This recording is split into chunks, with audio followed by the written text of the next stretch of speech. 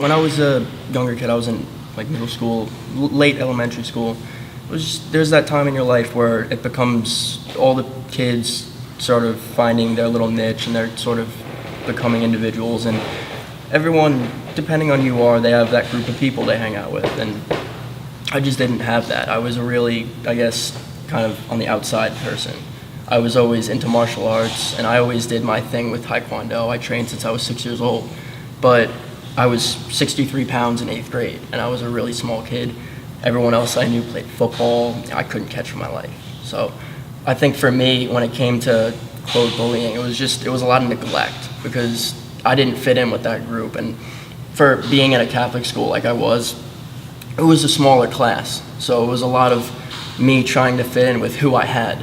And the people that were there just weren't really accepting. Like, they were not as malicious as some people could say their bullying experience was, but it was just a lot of I don't belong kind of feeling.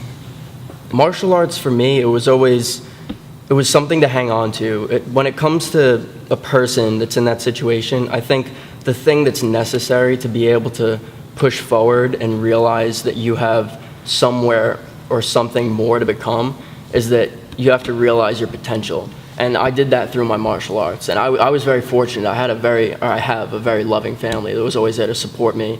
And regardless of what happened in school during those situations, I had them and I had my martial arts. And those training experiences it opened my eyes to something that I could become and something that no one else really knew about me, regardless of what they said or did when I was in those situations. So I think when it comes to bullying, it's a situation where both parties have to realize something. And it's the, quote, victim realizing that there's either something truly with them, and this is my philosophy, is that it's not that bullying can ever be completely eradicated, because I don't believe that. I think in my experience, as I used it, it was as something to build myself up. And I saw it as when people neglected me or there was something about me that wasn't quite right, I always thought, you should always think that, I'm happy with myself and I'm okay with me being me, but you need to understand that that's not the end-all be-all. You need to be able to accept yourself and appreciate who you are, but that's not it. You need to build on your potential, and you need to understand that tomorrow you should be a better version of you than you were yesterday. And just maybe you'll win the respect of those people. For me, when I first came to Long Island Mixed Martial Arts, I was just shy of 16. I was about to turn 16. I was a young kid. I'm 18 now, about to have my first MMA fight. And the improvement, I see it in not only my martial arts, I see it in my character as a person. And going from where I was as being a very shy, sort of kept to myself, wasn't too sure of how to approach certain social situations. I was afraid of what people might say or what might happen to me if I messed something up.